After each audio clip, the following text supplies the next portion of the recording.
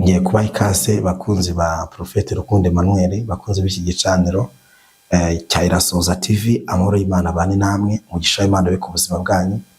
Ndabasuje kandi nongeye kubaha ikaze muri iki gicaniro cya Irasoza TV. Tunezerewe Imana mutima wacu kuba muri amahoro, natwe turi amahoro, turashima Imana. Reka ngwikaze wo duteza amatwi uri kutwumva. Iyi ni chaîne ya Irasoza TV. Unyemerere dusenga Imana, tumara gusenga Imana twumva ubutumwa Imana yashyize ku mutima wanjye. Uyu munsi ndagira ngo tuganire, ari ubutumwa Imana mpaye kugira ngo tuvuge niturangiza dusenge. Umuntu wese ahari Imana imumugisha kudukurikira ndetse no kudutega amatwi. Mana, turagushimira kuko waturinze, uraturengera, uraturwanirira, tugize amahirwe menshi adasanzwe kugira ngo tuboneke imbere yawe. Reka uyu musore, uyu mukobwa, uyu mwana mutoya, umuntu wese uri kutwumva ahabwe umugisha, kandi dutesha agaciro amajwi yose y'umwijima. Umuntu wese uzumva ubutumwa yakira igitangaza cy'Imana, umuntu wese uzumva ubutumwa yakira imbaraga z'Imana. Uhereye kano kanya nshirikesheje amajwi y'umwijima, nshirikesheje gukora kose kwa Satani, ndatura imbaraga zikomeye muri iki gicaniro. Ndasenze cyane kugira ngo uyu mukobwa, uyu musore abone igitangaza cy'Imana. Reka imbaraga z'Umwuka Wera zikora ibintu biremereye, amarembo yari afunzwe afunguke. Ikintu cyose cyakurwanyaga tugitesheje agaciro. Ndatura imbaraga zikomeye, ndagusengeye cyane kugira ngo uhereye kano kanya ibikurwanya n'ibikunaniza bitsindirwe imbere yawe. Ndagusengeye mfite Imana icyizere mu izina rya Yesu Kristo wa Nazareti. Amen. Reka dusome ijambo ry'Imana riri muri ubutumwa Imana mpaye kugira ngo tuganire. Turasoma muri Matayo igice cya 21, turara ku murongo wa mbere tugeze ku wa 6. Nibwo butumwa Imana yampaye kugira ngo tuganire. Habi umutwe amagambo avuga ngo Yesu agiye Yerusalemu ayiswe n'indogobe. Bageze bugufi bw'i Yerusalemu, bajya i Betifage ku musozi wa Elayono, maze Yesu atuma abigishwa be babiri, arababwira ati mugiye mu kirorero kiri imbere. Uwo mwanya muri bubone indogobe izirikanye n'iyayo, muyiziture muyinzanire. Ariko nihagira umuntu ubabaza, ijambo mubwire muti databuja niwe uzishaka, maze aherako azibahe. Ibyo byabereyeho kugira ngo ibyavuzwe n'umuhanuzi bisore ngo mubwire umukobwa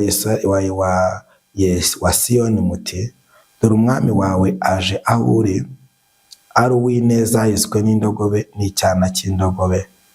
Babigishwa baragenda bakora nk'uko Yesu yabategetse. Ndagira ngo uvuge ngo amen. Uyu munsi ndashaka kugira ngo tuvuganire ijambo Imana yashyize ku mutima wanjye. Ni ijambo rivuga ngo umwami wawe aje ahantu uri kandi aje ari uw'ineza. Iki ni igihe kimwe Yesu ngo yari ari kwerekeza i Yerusalemu, ariko ahetswe n'indogobe n'icyana cyayo. Ahangaha ndashaka kugira ngo tuvuge gato ku biranga indogobe. Indogobe ni imwe mu nyamaswa zigira kwihangana kandi ifite n'imbaraga. Buri gigira imbaraga kuko yikorera imitwaro myinshi igiye itandukanye. Ikindi, indogobe irakomeye mu buzima, ishoboye kwihanganira izuba n'inzara kurusha izindi nyamaswa, kubera yuko ni imwe mu nyamaswa zishwa n'izuba zikishwa n'inzara ariko igakomera. Ntabwo igira kugira amatiku, ntigira kuvuga ngo iriryamira, ntabwo igira ubunebwe.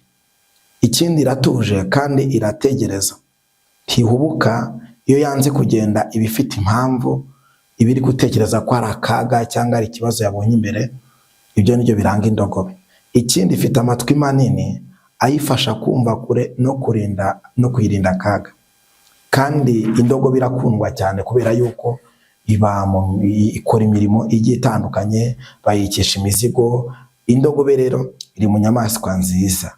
Rero Bibiliya yatubwiye ngo iki ni igihe Yesu yari atumye abigishwa be ngo bamuzanire indogobe yayiziture izirikanye n'icyana cyayo. Andi ashaka kukubwira, nivuga indogobe wumve umugisha, nivuga indogobe wumve amahirwe yawe, nivuga indogobe wumve inyenyeri yawe Satani yaba yaraziritse ariko uyu munsi Yesu arimo aravuga uti iyo ndogobe yawe Uwiteka atanze itegeko kugira ngo bayiziture, kandi bayiziturane n'icyana cyane. Iyo tuvuga kuba umuntu ashobora kuzirika indogobe, bishatse kuvuga iki? Bashobora kuzirika indogobe bakazirika n'icyana cyayo. Ni igihe ushobora kubaho mu buzima ntuba ufite n'urugo, ntuba ufite n'umwana. Icyo gihe baba barakuzirikiye umugisha w'urugo, bakanakuzirikira n'umugisha wo kuba wanabyara waruje n'iyo myaka. Hari n'igihe rero bazirika, noneho bakazirika, urugero ukabona perime, iyo ni indogobe, ariko bakazirika akazi, icyana cyayo bakakizirika. Hari n'igihe bawuzirika ukabona akazi ariko umushahara ukabura. Ibaze kubona akazi kugira ngo ubashe kubona umushahara bikaba ikibazo. Baziritse indogobe n'icyana cyayo, icyana cyayo barakizirika. Ariko uyu munsi Yesu yatangaje itegeko ry'uko umuntu wese waziritse ibyawe agiye kubirekura, kuko umwami wawe aje ahantu uri ari uw'ineza. Uramutse unyumvise vuga ngo amen. Ndagira ngo niba uri kumwe nanjye userebure uvuge ngo haleluya.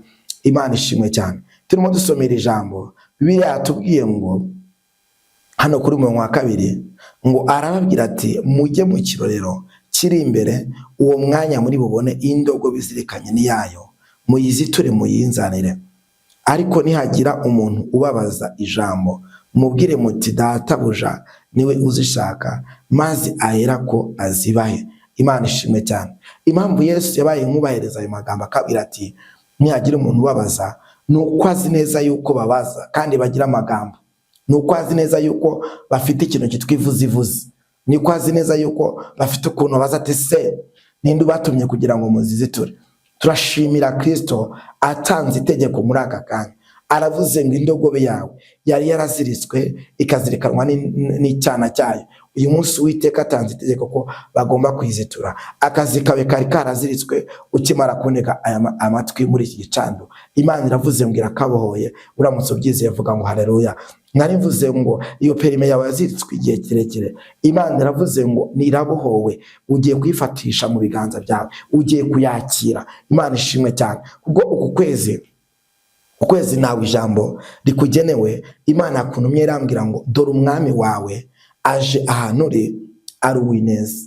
Dore umwami wawe mu buzima bwawe aje ahantu uri kandi aje ari uw'ineza. Abaziritse akazi kawe, Imana iravuze ngo itanze itegeko, karazituwe, ugiye gukabonesha ibiganza byawe. Abaziritse urubyaro, hatanzwe itegeko, ugiye kubyara. Imana iravuze ngo izituye urubyaro rwawe. Abaziritse bakazirika business yawe kugira ngo utabona abakiriya, Imana yakuntumye irambwira ngo iyo business yawe Imana irayizituye, niwakira abakiriya mu izina rya Yesu. Abaziritse igikundiro cyawe ukabugira icyangiro mu bantu, Uwiteka aravuze ngo kano kanya uyu munsi hano kimara kuneka amatwi arazituye, niwakira igikundiro, izina ry'Uwiteka Imana rihabwe icyubahiro cyane. Muri uyu murongo wa 4 haravuga ngo ibyo byabereho kugira ngo ibyavuzwe n'umuhanuzi bisohore ngo mubwire umukobwa wa Siyoni muti, mubwire Aline, mubwire Aimable, mubwire Emmanuel, mubwire abari kudutega amatwi, mubwire abazumvira ijambo ngo dore umwami wawe aje ahantu uri ari uw'ineza, ahetswe n'indogobe n'icyana cy'indogobe. Uramutse unyumvise ngo amen. Birasobanuye ngo umugisha Imana igiye kuguhereza ni umugisha uremereye, ni umugisha uzatinda, ni umugisha wuzuye. Niba ari imodoka Imana iguhaye, ntabwo ari imodoka uzahuza muri garage, kubera ko haje indogobe n'icyana cyayo. Niba ari akazi Imana iguhaye, n'umushahara uzaboneka. Niba ari perime Imana iguhaye, izazana n'imodoka. Niba ari urubyaro Imana iguhaye, no kwiga baziga. Uwiteka aravuze ngo ibyawe byari byaraziritswe. Uku kwezi Imana itanze itegeko ngo irabizituye. Icyo usabwa ni iki? Ni ukwizera.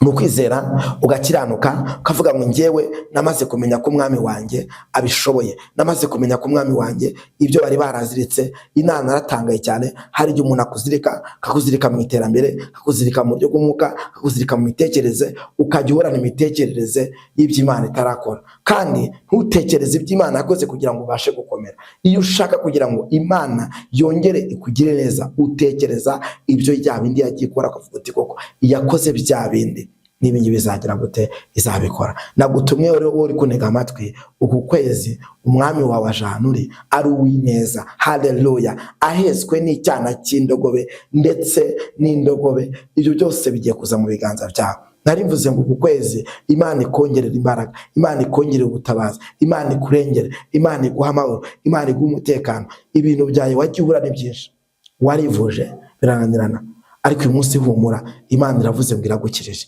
Umaze iminsi ku musozi umubabaro, umaze iminsi ku musozi wo gucuruza ugahomba, umaze iminsi ku musozi wo kubura akazi, umaze iminsi ku musozi bakuboshye bakakuboha mu bitekerezo, bakakuboha mu buryo bw'ubuzima, uhora urwaye, amafaranga yoza kwa muganga. Uyu munsi Yesu yakuntumye arambwira ngo umwami wawe aje ahantu uri ari neza. Niba ubyumvise ndagira ngo ubyandike muri commentaire uvuge ngo umwami wanjye aje ahantu ndi ari neza. Uku kwezi umwami wawe, umwami wa Yesu Kristo aje ahantu uri muri ako kazi kawe, muri icyo gihugu uherereyemo aje ahantu uri, ku muryango wawe aje ahantu uri. Umaze iminsi ukeneye Imana, umaze iminsi usaba Imana kugira ngo ikugire neza, yakuntumye arambwira ngo ije ahantu uri kandi ije ari neza ikuzaniye. Nibo byo yizeye vuga ngo haleluya. Munyemere uvuge ngo haleluya. Umwami wawe aje ahantu uri ari uw'ineza. Izina ry'Uwiteka Imana rihabwe icyubahiro cyane. Imana ishimwe cyane. Ndagira ngo uvuge ngo haleluya, ndagira ngo uvuge ngo haleluya. Imana ihabwe icyubahiro cyane. Ndagira ngo twongere iri jambo dusanga muri Yobu 41, Yobu 41 ku murongo wawo wa 17. Yobu 41 ku murongo wa 17, naho turisome wumve ukuntu yaje ahantu uri, agira ibintu akemura, agira ibintu akora, ukabirebesha amaso yawe ukavuga uti koko nanjye nasenze Imana. Umva ijambo ko ritubwiye Yobu 41 ku murongo wa 11. Haravuze ngo mu kanwa kayo havamo amafumbi agurumana, hakavamo ibishashi by'umuriro. Urumva ukuntu Imana iteye ubwoba. Ku murongo wa 11 nonongera 17 ukuntu avuga ngo iyo yegutse intware ziratinya, ubwoba bukazisaza. 41:11 na 41:17 haravuze ngo Imana iyo yegutse intware ziratinya, ubwoba bukazisaza. Iyo Bibiliya itubwiye ngo umwami waje ahantu uri, birasobanuye ngo Imana ibigiye kweguka. Ndagira ngo utangarize inshuti yanjye, uku kwezi Imana igiye kweguka ku buzima bwawe. Bibiliya iravuze ngo iyo yegutse intware ziratinya, ubwoba bukazisaza. Biravuze ngo abakuziritse, abakurwanya, abakuroga, abakunaniza, abagusebya, abakuvuga nabi bagiye gutungurwa n'ibyo Imana ikoze ku buzima bwawe. Bagiye gutungurwa n'amateka yawe agiye guhinduka, kuko uyu munsi wa none Imana iravuze ngo iregutse kandi intware ziratinya. Imana iravuze ngo iregutse ku kwezi. Ndagira ngo utangarize ko yegutse ndahanuye ku buzima bwawe. Imana yakuntumye irambwira ngo iregutse. Haleluya. Kuri ibyo bikunaniza, kuri ibyo bikugoye, kuri ibyo uri kubona biruje ubuzima bwawe, Imana yakuntumye irambwira ngo iregutse. Haleluya. Kandi ugiye kubona impinduka, ugiye kubona Imana mu buzima bwawe, ugiye gutabarwa. Hari amateka yawe agiye guhinduka ukimara kumvira ijambo ry'Imana. Nyemera gusengere muri izina rya Yesu. Mana, turagushimiye kubw'iki gicaniro, turagushimiye kubw'abantu bumvisha ijambo ryawe, turagushimiye kubw'uyu munsi wa none. Reka urengere uyu mukobwa, reka urengere uyu musore, reka urengere uyu mugabo, reka urengere uyu mubyeyi, umuntu wese ari kudutega amatwi muri iki gicaniro, urushye uremerewe, reka umuhindura amateka, reka umwagure. Ijambo ryatubwira ngo iyo wegutse intware ziratinya. Ndasenze cyane kugira ngo uyu muntu wari uneze amatwi weguke ku buzima bwe, uhindura amateka ye. Birashoboka cyane ko hari uduteze amatwi urwaye, uri yatakaje kwizera, atarafite ibyiringiro, yuvaga umutima wihebye, akimara kudutega amatwi kano kanya yakire kubohoka. Imbaraga yose ikunaniza itsindwe, ndagusengeye. Uburwayi ufite bukire, ndagusengeye. Ibikunaniza bikurweho, ndagusengeye. Ukimara kumvira ijambo, umwami wawe Yesu azanuri ku buzima bwawe, aze ari uw'ineza, agukize iyo ndwara, agukize icyo kibazo ufite, agukiza ku gahinda, agukize umubabaro, ikintu cyose kikuremereye muri amateraniro. Ukimara kunyumva wakire kubohoka, bikwatuye mu izina rya Yesu Kristo wa Nazareti. Amen. Imana igumugisha cyane, ndagukunda kandi nakwishimira. Mwari kumwe na Prophet Rukundo Emmanuel. Bye bye. Kora share, ukore na like, ugikomeza kubana natwe. Turakwishimira cyane. Bye bye.